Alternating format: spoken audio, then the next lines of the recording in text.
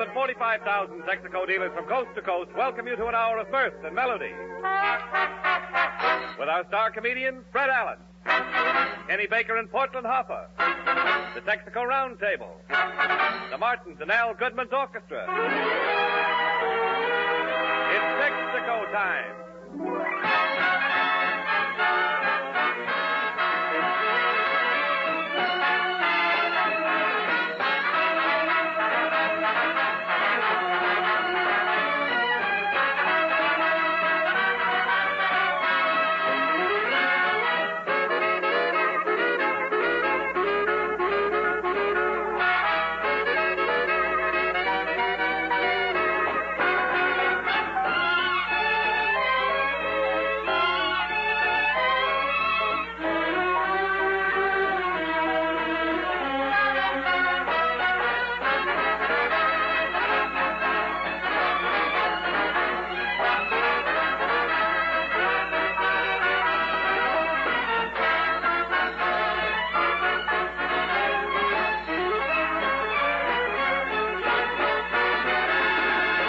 Ladies and gentlemen, tomorrow is the first day of spring, the day when Mother Nature auditions her buds and flowers. But in radio, it is always spring. Things are always blooming. And to prove it, we bring you that perennial bloomer, Fred Allen, in person.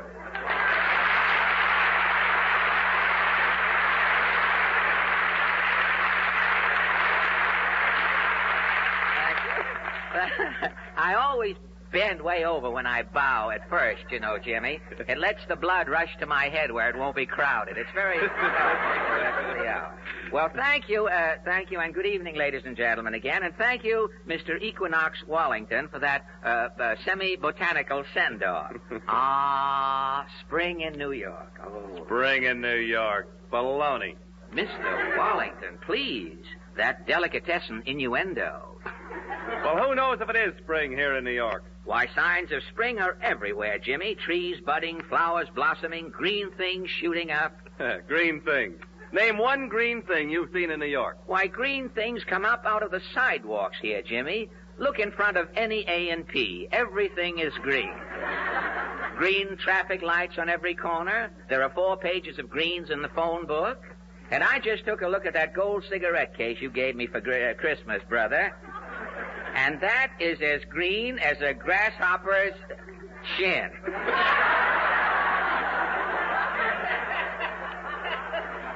Well, that's beside the point. I still say there's no sign of spring in New York. Why, I am amazed at you, James Wallington. The first sign of spring appeared here last week. Mayor LaGuardia gave the snow 24 hours to get out of town. Of course, the snow didn't get out of town. The whole affair was slushed up. But the public got the drift and appreciated it. Yeah, got the drift is right. Why, coming to rehearsal yesterday, I got chapped hip. That is a sure sign of spring in New York, Jimmy. And to prove it's spring, we spring directly to the latest news of the week. There, incidentally, is a spring fanfare. It isn't even ripe. An old, used green fanfare. Could we have a fanfare that hasn't been used? Could we have an A number 1, and a brand new fanfare? Well, that's, Mr. Goodman mistakenly thinks that quantity is music. After all, I would have been better off with the first fanfare. The Texaco News presents its highlight from the world of news. New York City, New York. Bus strike ties up city lines as 3,000 drivers walk out, leaving 900,000 daily bus riders free to sample other forms of conveyance. Strike now in its second week, started March 10th. To date, mediation has failed. Early last evening, a bus spokesman said, "The bus companies are sitting tight." Late last night, a union official said, "The bus drivers are sitting tight." At an early hour this morning, John Doe said, "I'm in the subway standing tight."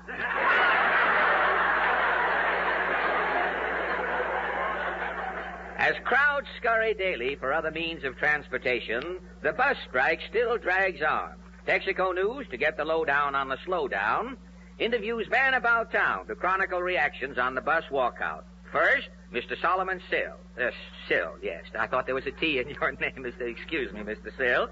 You are a bus rider, Mr. Sill? Yeah, I live in Jersey. I commute. You do you? Well, has the bus strike inconvenienced you any? No, I've solved the problem very nicely. You have really? How? Yeah, I come over from Jersey every morning on the 42nd Street ferry. Yeah? When the buses were running, I'd take a bus across town to Lexington Avenue. Well, you take the bus across to Lexington Avenue. Yeah. And now that the buses have stopped... I have been using a little boy. You mean the little boy carries you around from... Oh, no. This little boy has a bicycle. Oh, and you... Yeah. Every morning in Jersey, I show the little boy a piece of candy. Uh-huh. The little boy follows me onto the ferry with his bicycle. Uh-huh. Now, when the ferry docks at 42nd Street, I take the bicycle away from the little boy. Well, good for you. I pedal lickety-split to Lexington Avenue, check the bicycle, and go to the office. And at night? My day's work finished, I pedal lickety-split back to the ferry, return the bicycle to the little boy, and we both go back to Jersey. A most ingenious arrangement, Mr. Sill. But tell me, what does the little boy do in New York all day? Oh, nothing. He just hangs around the ferry and cries. And the next morning, you show him your candy and coax him back on the ferry again. Yeah, he's a gullible little fella, fortunately. And thank you for this ferry story, Solomon Sill. A woman who experienced a trying domestic dilemma as a result of the bus strike was Mrs. Hildegard Buxbaum. You have been upset, Mrs. B? What is happening to me couldn't happen to you. What is happening to me? Well, Well, just what is happening, Mrs. Buxbaum? Well, starting since last September, my little boy Seymour, I am enrolling in private school. I see. Every morning for school by 9 o'clock should be inside Seymour. At 9 o'clock. This is our rule. A bell is ringing. Oh, I see. That's how you tell. Well, tell me, where is the school? The school is by 66th Street, West Side. West Side. We are living by 145th Street, East Side. East Side. And you come down by bus? Formally by bus, we are coming, I and Seymour. Oh, I see. Well, how did you get to school after the bus strike started? How else? Bum subway. Well, how on earth could you get from East 145th Street to West 66th Street by subway? Foxy, Mrs. Buxbaum. Yeah? I am doping out the way. Foxy Mrs. B, huh? Well, how? First, I'm going to Grand Central, downtown. Downtown, yeah? Then I'm going to Times Square, crosstown. Crosstown, uh-huh. Then I'm going to 72nd Street, uptown. Uptown. Then finally, I'm going to 66th Street, downtown. Downtown. And boom, boom, boom, it is Seymour School. Well, that is really a wonderful route. Wonderful. But I am not taking it.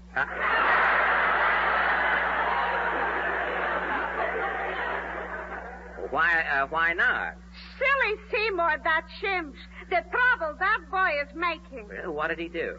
The first day, I am putting on Seymour the beanie. Uh-huh. I'm taking him by the ear. I'm pushing him under the turnstile. And tally-ho, we are off in the subway. And on your way to school? What school? Well, something went wrong? Everything is going wrong. The first change we are making at Grand Central, and I am saying, come, Seymour. Uh-huh. Stubborn Seymour is not coming. Uh-huh. With screaming and stamping, Seymour is holding back. He refused to get off the train? All day long, Seymour is refusing. First, we are in the Bronx. Next, we are in Flatbush, Brooklyn. Then we are in the Bronx again. Next, we are in Flatbush again. This is going on incessantly. You couldn't get Seymour off? Till 10 o'clock at night. Finally, Seymour is falling asleep. I am taking him home, the little darling. Well, tell me, Mrs. Buxbaum, why wouldn't Seymour come out of the subway? Last summer, by Coney Island, Seymour and I are taking in all the rides. Yeah? The subway, Seymour thinks, is again the Scenic Railway. The Scenic Railway. This he is enjoying. He is a kiddie. And you haven't been able to get Seymour back to school since? What school? Home he's staying. He could grow up to be a dope yet. Well, Well, I know, but if he turns out to be a dope in later life... Seymour could make a living on the radio.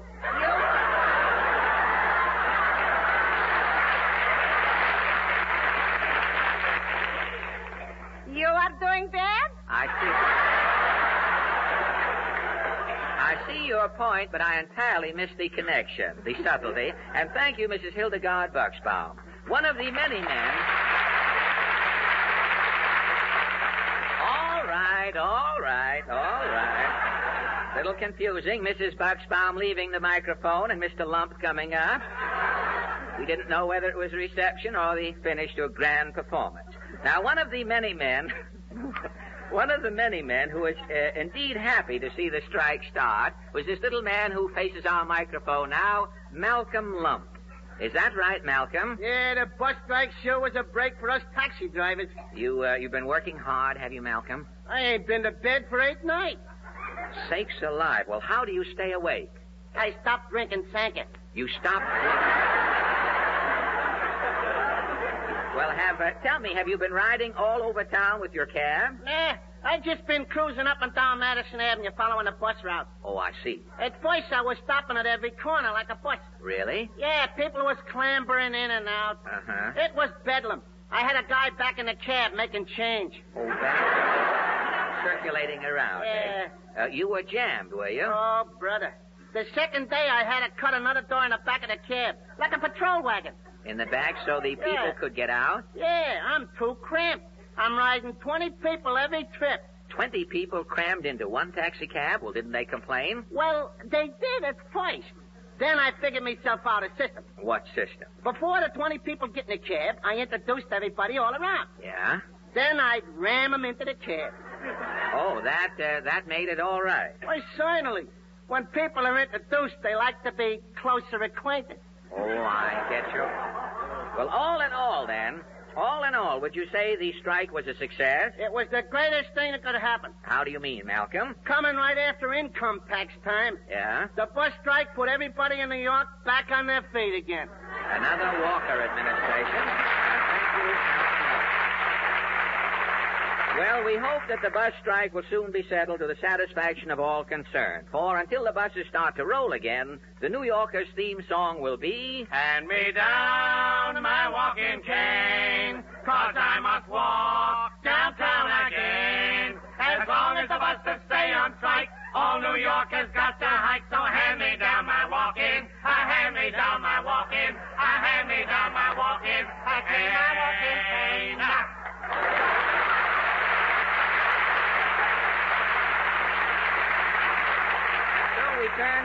And so we turn from the bus dilemma to an artist whose fans are transported by his melodies. He's Kenny Baker, the young man with a song. And Kenny's first song tonight is It All Comes Back to Me Now.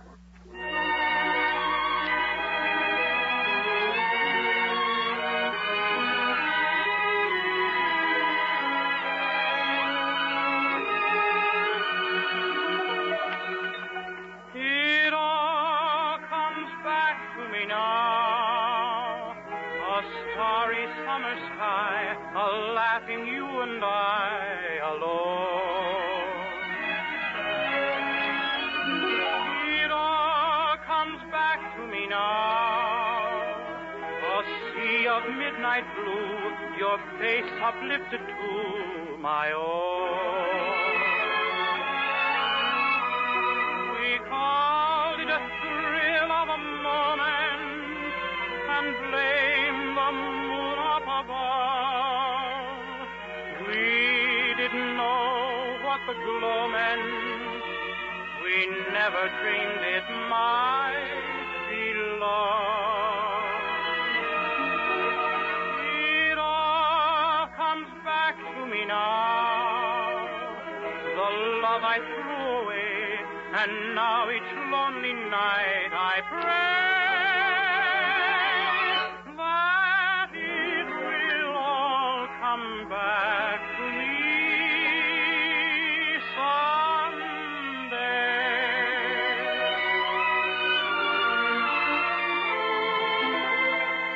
Why do I feel so lonely, so lost and blue?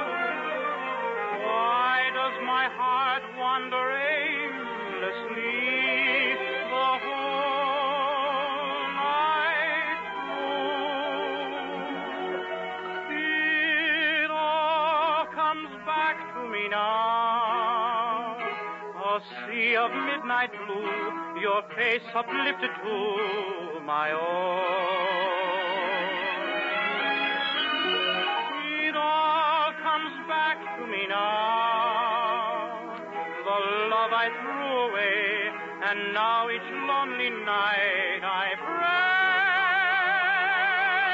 that it will all come back to me.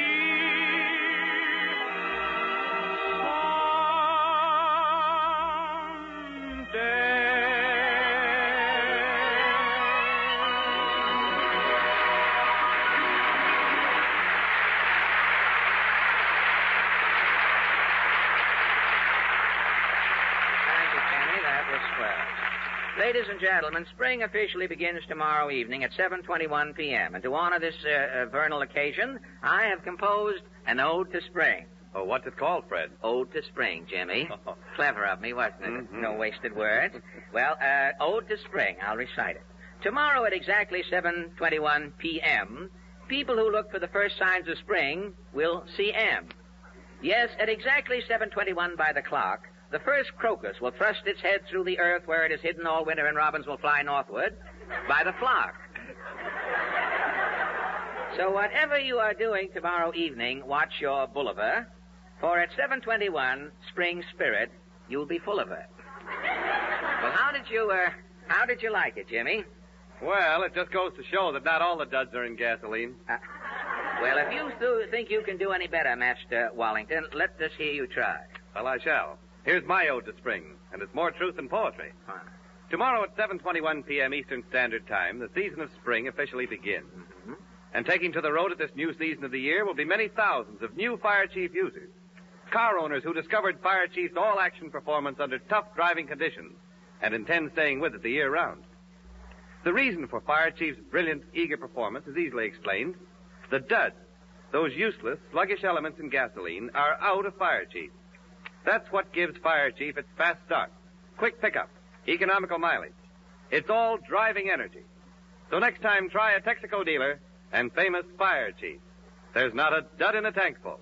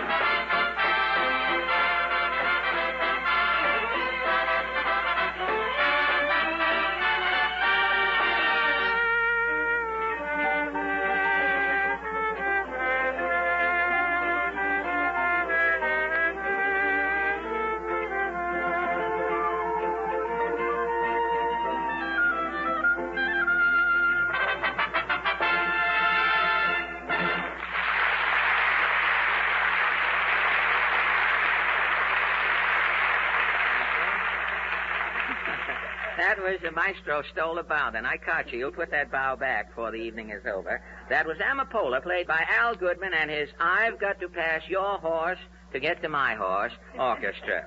And we have the racing forms to prove it. And now, ladies and gentlemen, oh, hello, Portland. Hello. Well.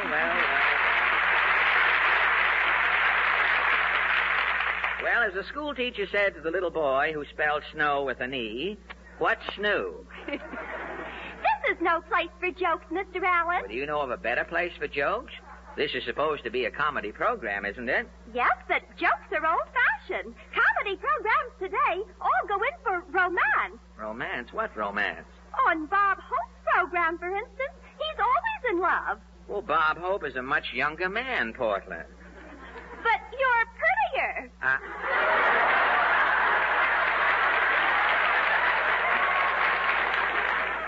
Oh, now, you, You don't need your job that badly, Portland. And look at Mr. Benny. He's always taking girls out. You mean the original Mr. Benny? Mm-hmm. Benny with the light brown toupee? Look, the only thing Benny ever takes out on a moonlit night is his upper plate. What gave you this romance idea, anyway? Well, tomorrow is the first day of spring. Again with spring. That's all we've talked about tonight, spring. We'll have it all worn out. Yes, but you haven't had any romance. Well, how can you inject romance into a program like ours? Look around. If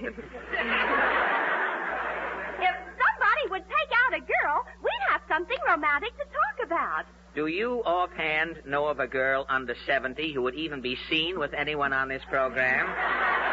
I know just the girl. Who? Olive Fagelson. Olive Fagelson? Yes. Olive would be crazy about you. She's nearsighted. Now, look, Portland, my scamp days are over.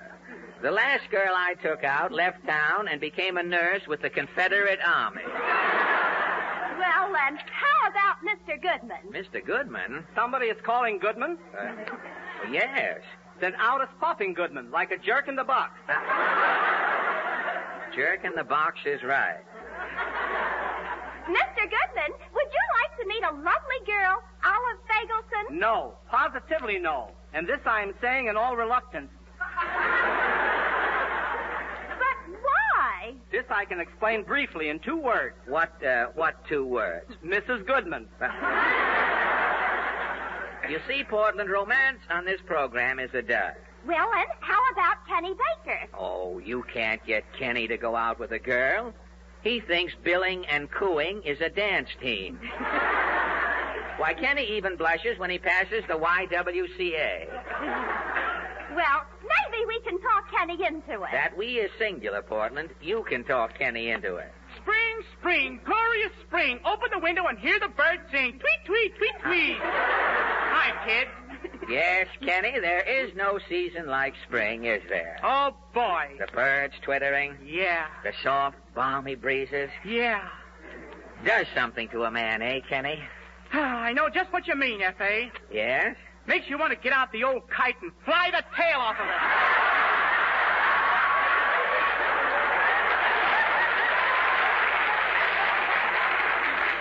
Well, I told you, Portland. Kenny doesn't even know what romance is. Kenny, Yes, Sporty. have you ever thought about girls?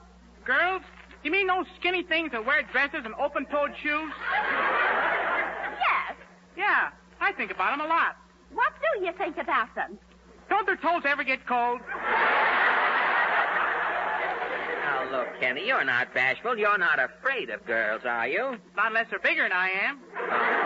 No use, I feel. Why don't you just try talking to a girl, Kenny? You might like it. Oh, I talked to a girl a whole hour yesterday, and I didn't like it. Well, who was the girl? The cashier at the Paramount Theater, a redhead. Why didn't you like it? I still had to pay to get in. But that was a business discussion, a battle of wits. Yes, Kenny. I want you to meet a girl socially. What for? Portland wants you to take out an Olive Fagelson. What's an Olive Fagelson?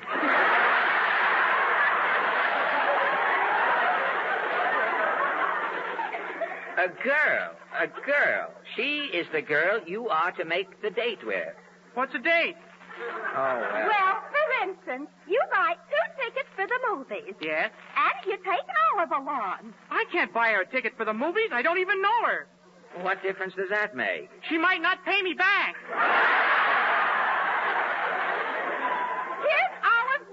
Teddy. Just try talking to her. Yes, I'll dial the number for you But on the Aunt phone. Kay, I'm liable to get involved with this. Now, don't be such a fraidy cat, Kenny. Something tells me I'm being talked into this. Now, here's the phone. They're ringing the number now. Gosh, F.A., I don't know what... Go ahead. Answer the phone. Hello? What's her name? Fagelson. Olive Fagelson. Oh, yes. Hello? Is this the residence of Olive Fagelson? What? My name is Kenny Baker. Yes, I'm working, sure. I make around $15 a week. Sure, I plan on settling down. Kenny, what kind of talk is that? You just met the girl. This is her father. Oh, that's different. I see the connection. Hello? What was that? I should say not. What's the matter, Teddy? He says I'll have to bring her home at 11 o'clock. Well, tell him you will. How can I? I gotta be home by 10 myself. Look, ask for Olive, Kenny, and let's get this romance over with. Hello? Who's this? Oh, you're Olive's mother. I'm Kenny Baker, Mrs. Fagelson. What? Yeah, $15 a week. For Fred Allen. Sure, he pays me every week. He's rich. Wait, I'll ask him. Mr. Allen. What, Kenny? What are you doing tomorrow night? Never mind. Portland, what kind of people are these Fagelsons? Hello? Oh, here's Ollie. Ollie, this is Kenny Baker. Portland asked me to... What? $15 a week. Tell Olive you want to take her to dinner. But I don't want to take her to dinner. Wait a minute. What was that, Olive? Oh, I said I didn't want to take you to dinner. That's no way to talk. Oh, it's too late, F.A. She says she'll come anyway. She'll meet me at Lindy's. Well, all right. Tell her it's okay. Olive, Mr. Allen says it's okay for Lindy's. Oh, hold the wire a minute. Mr. Allen. Yeah? How much is dinner at Lindy's? For two, about $3. $3? Goodbye, Ollie. Kenny, you hung up? You bet. $3 is a lot of money just to stuff an olive. Now you...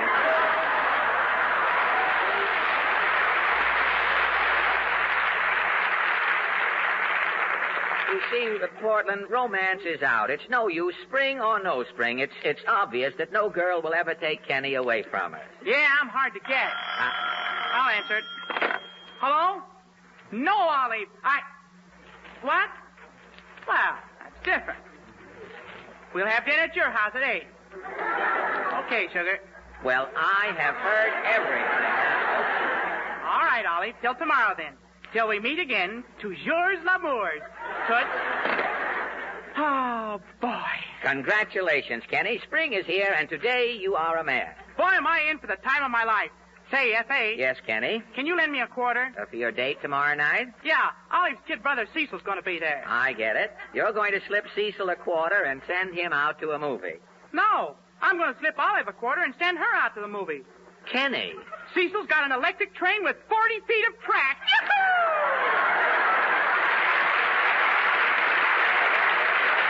Give up. I'll take one last chance and try to get Kenny in the mood. I've asked the Martins to dedicate their next song to Kenny, and so then the Martins sing A Romantic Guy, I.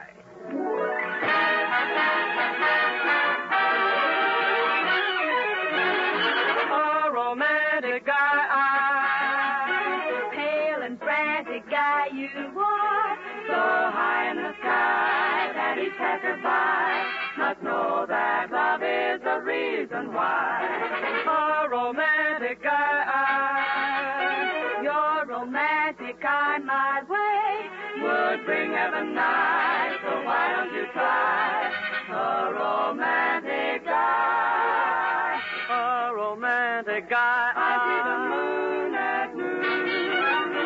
I see bright stars the whole day through.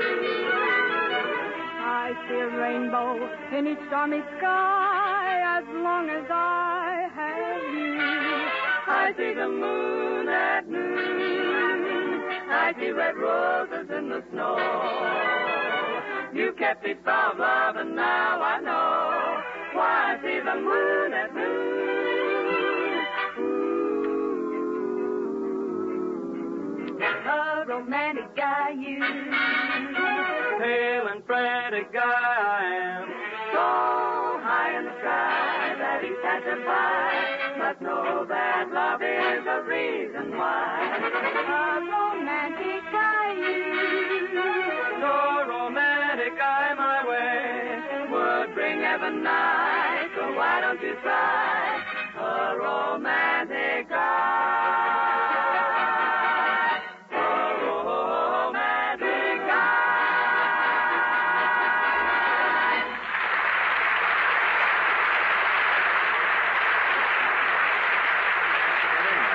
And now our special guest of the evening, Miss Francesca Drab.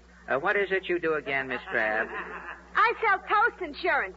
Toast insurance? Yeah. What is that? Well, every morning, thousands of housewives all over the country put their bread in the toaster, forget it, and it burns. Oh, and with this toast insurance of yours, you pay if the toast burns. Is that right? Now, I keep it from burning. Oh. With every policy, I give you a parrot.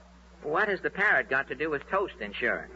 This parrot is trained to sit on top of the toaster. Uh-huh. The toast starts to smoke. Yeah. The parrot sees the smoke. The parrot yells fire. You turn off the toaster's safe. Well, it's a great idea. I see only one flaw, Francesca. By the time the parrot sees the smoke and clears his throat and opens his beak to yell fire, the toast is already a whole wheat clinker. Now, as Jimmy Wallington often says... When you see a cloud of smoke rising from the electric toaster, it's too late. The toast is burned. And when you see smoke pouring from an automobile exhaust pipe, the chances are it's also too late. The damage in the form of excessive engine wear may already have taken place, with no help for it except a repair job. Smoke means trouble. So let insulated Haviland motor oil safeguard your engine from excessive wear due to heat, to cold, and to oil impurity. Haviland stands up under the high temperatures developed by modern engines, heat that may break down ordinary oils and accelerate wear. Haviland flows freely in cold weather, helps prevent dry, wearing starts. And Haviland is distilled to remove carbon-forming impurities. Take no chances with smoke and trouble. Change to insulated Haviland at your Texaco dealer.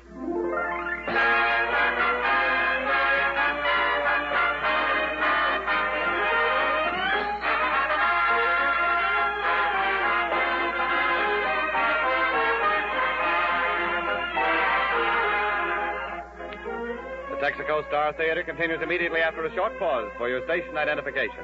This is the Columbia Broadcasting System.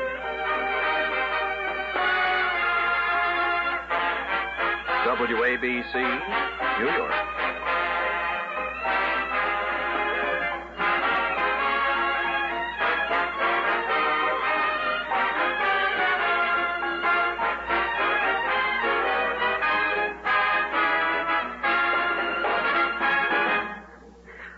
That was... I just dozed off. Excuse me, Uncle Jim. That was You Should Be Set to Music from the popular musical review, Crazy with the Heat. And now, ladies and gentlemen, we open our Texaco Roundtable for a short fiesta of trivia. Our three guests are ready for their unrehearsed participation, and Portland, I hope, calls the roll. Are you ready, Portland? Yes. Mr. Al Jordan from Charlotte, North Carolina. Well, good evening, Mr. Jordan. Good evening, Mr. Allen. You're from Charlotte, Portland said. Charlotte, North Carolina. Charlotte is right. Is that down in tobacco auctioneer country, is it? Partially. Partially. Winston-Salem is really in the heart of the tobacco auctioneer country, isn't it? That's right. Well, will you tell me, coming from such a warm and wonderful climate, what are you doing up here in New York in this frigid weather? You're getting your full value out of your winter underwear or something? What possesses you to come up here at this time? I'm attending the International Convention of Beauty Shop Owners. Oh, the beauty shop convention? Are you in the beauty business? I'm in the beauty supply business. I'm a jobber. Oh, a jobber, huh? I'd never know it to look at you. I hope you're not going to do a job on me as long as you're up here tonight. Well, tell me, how is the beauty business? Are you making a pretty penny? See, now, wait a minute.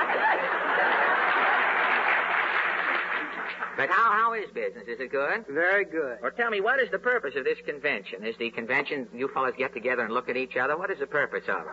It's to instruct the beauticians, the shop owners, in the new merchandise methods. You all get together and sort of talk things over, huh? Well, beauty business is a highly specialized business now, isn't it? Yes, sir. They have beauticians, fancy names, cosmeticians, and I saw a sign the other day on Madison Avenue. A manicurist has a sign out, She's a fingertician. But tell me, why, with all of the beauty preparations, Mr. Jordan, that you fellas have worked out for women's faces, why is it none of you guys ever get together and invent something that will help men with their faces? Now, look, a woman can disguise herself. A man, if he's born with a homely face, is stuck with it. What can he do? He can grow a beard and hide it, or he can shave every day and go around all through life getting laughs. I mean, why don't you fellas work out some preparations for men? Have you given it any thought? Well, we've given that some thought. Well, now that you've seen me tonight, I know you're going to give it a lot more thought. Let me hear from you as soon as you get something worked out. A veil or a mask will do anything. Well, thank you, Mr. Jordan. And now, Portland. Miss Helene Newberg from New York City. Good evening, Miss Newberg. Good evening, Mr. Allen. May I ask you, do you work in New York? Or are you in Yes, business? I do. May I ask what type of work? I'm an assistant to an interior decorator. Oh, are you? Do they have assistants, interior decorators? They most certainly do. Must be stuffy in small quarters when you're doing it. But, tell me, how does one get to be an interior decorator? Do you go out to Grand Rapids and learn about furniture from the ground up, or how do you do it? Well, that's about it, I guess. You do, huh? Uh-huh. You go to Grand Rapids, and from there you come right back here and go into business. Is it a big business here in New York, interior decorating? Yes, it certainly is. It is. I know it's very popular out in Hollywood. All the stars have the interior decorators in. Movie style have an interior decorator come in and lay out the plans with the furniture and everything, and then the following week the installment man comes in and carries out the whole idea. But they do a lot of nice work. They have fancy homes. Bing Crosby in his house has neon rat holes. But if I ever get a room and some furniture simultaneously, I'll give you a ring, Miss Newberg. Thank you very much, Mr. Allen. Portland. Lieutenant Bernie Lay of Berkeley Springs, West Virginia. Well, Lieutenant, are you in active service, are you? No, I'm on inactive status right now. Oh, are you really? What are you doing in New York, may I ask? I'm here as a guest of Paramount for the world premiere of I Wanted Wings at the Astor next Wednesday. Oh, it opens at the Astor next Wednesday? I Wanted Wings? Yes. I know. That's the way I felt the minute I finished that picture with Benny. I said to myself, if I ever wanted wings, I wanted them at that time. But how are you connected with the picture? Did you write it or direct it or what? I was one of the writers and acted as a technical advisor in the final stages. Oh, of the picture, huh? Yes. Well, I hope that's a good omen going into the Astor. I Wanted Wings. If it chases the dictator out of there, I hope that it presages things to come in the future. Well, thanks a lot, Lieutenant. I'm sorry. I'd like to go into that thoroughly with you and talk over the... were you on the Paramount lot when I was there? Yes. Yes, I was working on the picture then. Oh, were you? Well, they worked me mostly at night, you see. We had to come in. I was on the night shift. Benny was on the day shift. If you saw the picture, you know which part was made at night. But, you really should see the picture with a torch if you want to see me in the picture, Lieutenant. Well, that brings us to our question. And since the Texaco Roundtable's discussions are confined to trivia, tonight we take up a minor matter that concerns barbers and beauty shop operators. So many cartoons have been printed and so many jokes told about barbers, incessant talking, and the tendency of girls working in beauty parlors to disseminate gossip on the job that we'd like to know how the average customer feels about the situation. And so our question tonight is, should a barber or beauty shop operator annoy the customer with small talk in an effort to be sociable, or should the barbers and operators do their work in silence? Now, Mr. Jordan, how do you, of course, you're in the beauty business, you may be prejudiced, but how do you feel about barbers? Do you like the loquacious type? Yes. You do? You like to have the barber talk to you? Yes. What do you go in a barber shop for? For a haircut or a conversation or just to be sociable? Did you think that the barber doesn't annoy you when he talks? You think he's within his rights? Did you ever hear a barber with a sane viewpoint on what he was talking about? I have to say yes. Oh, well, naturally, I forgot the business you're in. You should really be disqualified at this conference, Mr. Jordan. Well, Miss Newberg, how do you feel about beauty shop operators? Do you think the girls talk too much or have a tendency to spread gossip or talk about their more prominent customers? Well, sometimes it can be very interesting. You... They say you're reading the gossip columns, huh? Uh-huh. You approve of it, then? I most certainly You don't do. just like to go in there. Of course, I imagine with some women, the operators have a hard time getting a word in edgewise. The customer beats them to the conversation. Well, Lieutenant, how do you feel about the talkative barbers? Do you feel that barbers should talk at their work, or should they wait until such a time as the customer shows that he is desirous of having verbal traffic with the barber and then have the barber open up? How do you feel about it? Well, it all depends on whether they used mouthwash. Oh, it all depends on whether they... Well, that's another argument, of course. I was just citing a composite barber who had no features, breath, or anything else. Well, our little round table stands, or sits, rather, apparently undecided. I take pride in the fact that our little discussion tonight has gotten us no place, and I'm sure that windy barbers will be just as windy tomorrow as they were today. And since it probably won't be safe for me to show my face in a barber shop from now on, after bringing up this question, I'm learning to cut my own hair. And on this frugal note, the forum closes, and thank you all for your kind cooperation.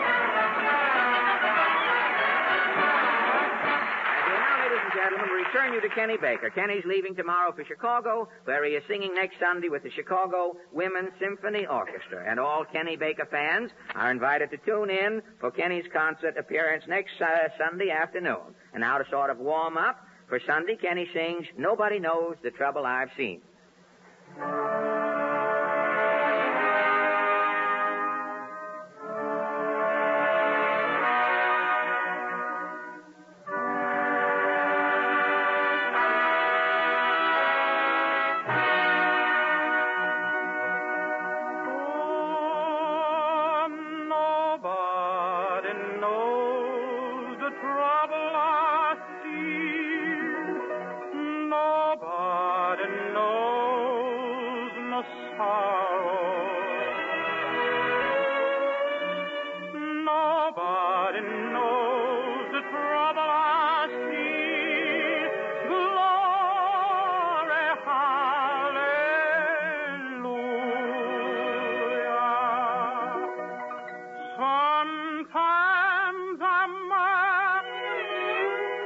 Sometimes I'm down.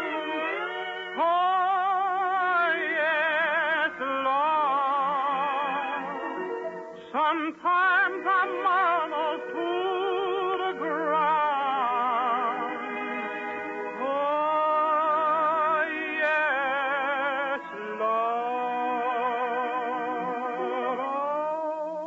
Oh, nobody knows the trouble I've seen.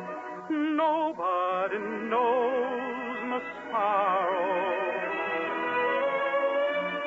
Nobody knows the trouble I've seen.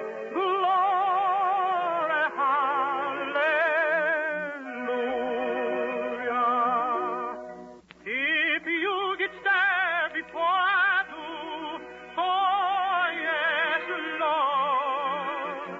Tell all of my friends I'm coming to. Oh, yes, Lord. Oh, nobody knows the trouble I've seen. Nobody knows my sorrow. Nobody knows the trouble I see. Glory,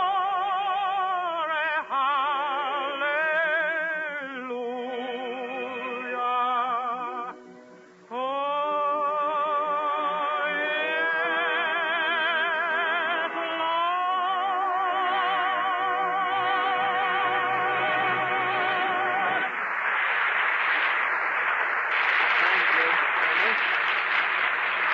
Nobody knows the trouble I've seen either. Pardon me, Mr. Allen. Can I borrow your storm? Borrow my storm, sir? Yeah, I'm Quigley, sound effects man at Studio 3. Well, I don't. We're putting on orphans of the storm. We got the orphans, but the storm machine is busted. Oh, your storm effect doesn't work in Studio 3? Well, not good. You know how a storm ought to sound? Something like this. Woo! Woo! A windstorm. Well, Yeah. how does your storm sound? Woo! In other words, your storm machine isn't flexible enough. Yeah, and it ain't got any power, neither. Well, if you want flexible power, sir, I recommend that you lend an ear to our flexible flyer, Larry Elliott. Yes, when you call for power, you want it. Lots of it. Power to get you off to a quick start. Power to permit you to maneuver your car smoothly in traffic. Power to lift you up and over the hills. And that's where the alert, flexible power of Sky Chief comes in. Texaco's different premium gasoline. Just touch the starter and your engine quickly takes over. Bear down a bit on the accelerator and you're in motion, eagerly, effortlessly. With quick start, surging acceleration, soaring power on the hills, Texaco Sky Chief gasoline has a way of bringing out the finest performance in any car. Try Sky Chief soon. It's your Texaco dealer's luxury gasoline for those who want the best at the usual premium price.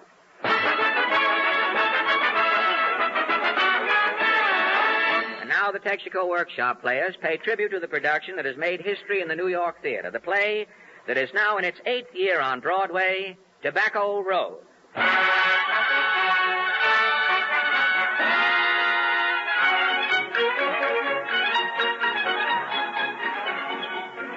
On October 3rd, 1933, the play Tobacco Road opened unheralded in New York City. The story of a shiftless folk and their hillbilly trials and tribulations became a smash hit. Since 1933, Tobacco Road has been played in 247 cities in 41 states by touring companies. Darrell F. Zanuck's great picture version of Tobacco Road has recently been released, and the original New York company is still playing to capacity business here in its 8th year. Its attendance record... Tobacco Road is played to 2 million grad, 4 outer door-bone people. Its receipts... Tobacco Road has grossed $12 and 15 cents. 15 cents? A lady in Albany forgot her change. Oh, you rapped on the window with the sponge as usual. The original Jeter Lester in Tobacco Road recently said... I played Jeter till I got too old to creep on the stage. Then my son took over. Well, is your boy still playing the role? No, my son played Jeter till his arteries backfired. Yeah? Then his son took over. My grandson's playing Jeter today. 3 generations in your family have played the Jeter Lester part? Yep. All of us played the Jeters till we got 'em. Have you still got the Jeters? My hand shakes so bad, I quit tipping my hat. Looks like I'm strutting. Well, at your age, you have to watch those things. The original Emmy Lou, the girl who eats a turnip at every performance, recently told a friend... I've ate so many turnips I have to stay out of pet shops. Rabbits snap at my breath. And still with its turnip-eating ingenue and its inexhaustible supply of Jeters, Tobacco Road continues to run and set new records in the Broadway theater. Archaeologists predict that this generation will never live to see Tobacco Road close. The sequel to this play, they say, will never be shown in our time. And so then, to forestall this dilemma, tonight the Texaco Workshop players bring you the sequel to Tobacco Road. It's called Nicotine Alley. Music, maestro.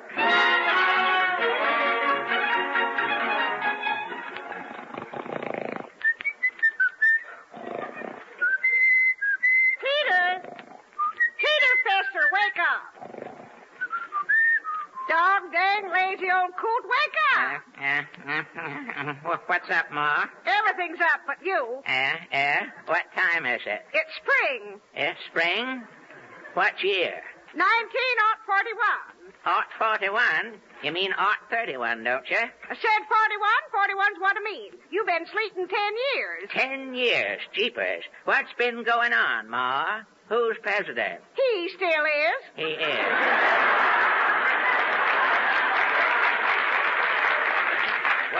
Where's Granny Fester? Granny passed on back in 33. Did he? Where's Gramp? Gramp didn't bother coming back. Coming back from where? Cemetery.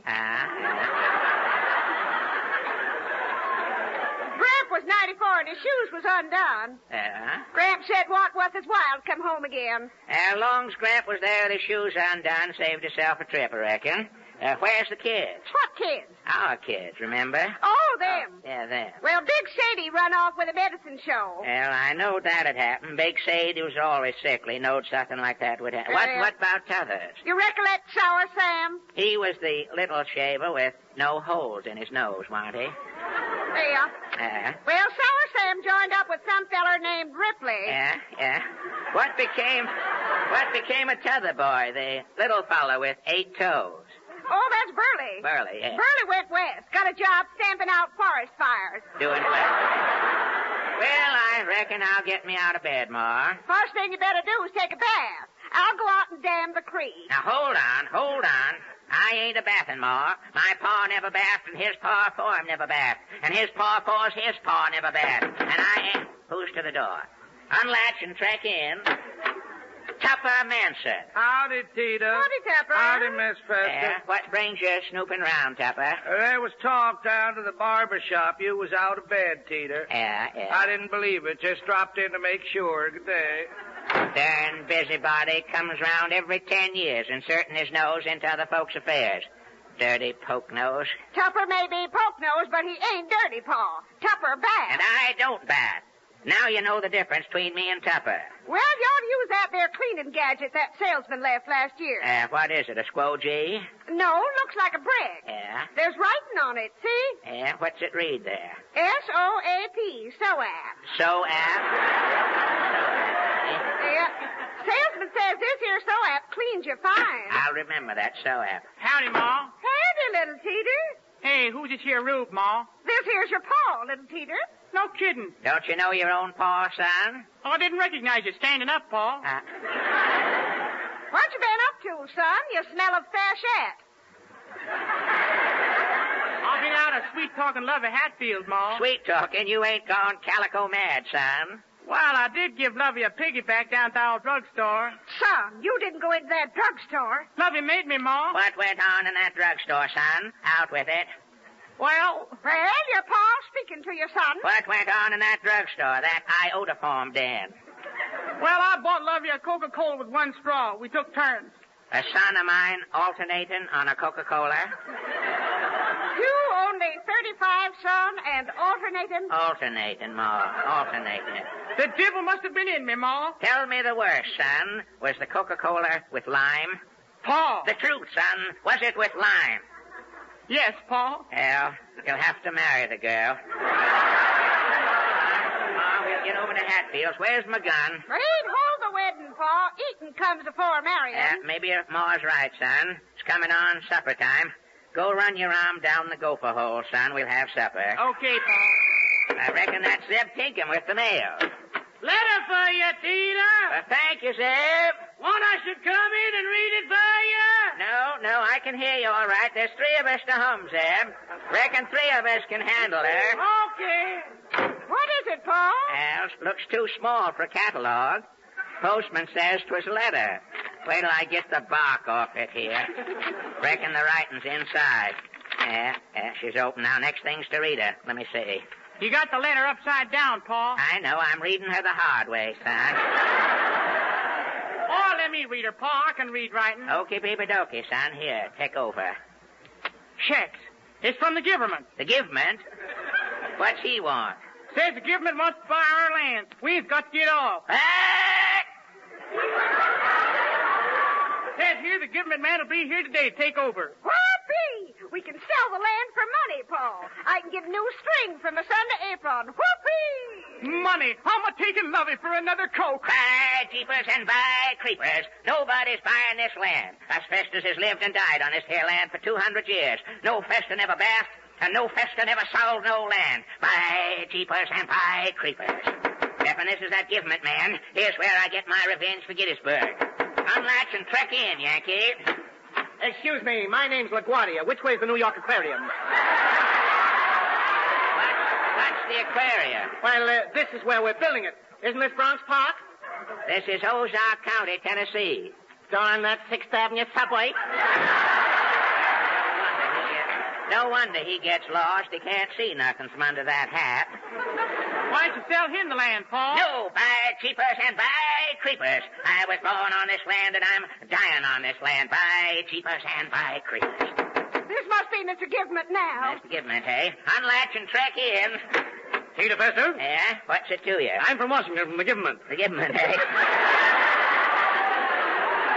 I'm here to buy this property. Well, tain't for sale, mister. You've got to sell, Fester. The government is building a training camp here on your land. Training camp? You going to put trains on the land like a depot, mister? No, Rube. The government is training men. It's the draft. Well, sounds daffy. Men training to sit in a draft. It's the Army draft, lady. Haven't you yokels heard about the war? I thought the war was over when Dewey took Manila. No, look. I haven't got time to explain the world situation, folks. Here's a check for your land. Now beat it. No, by keepers and by creepers.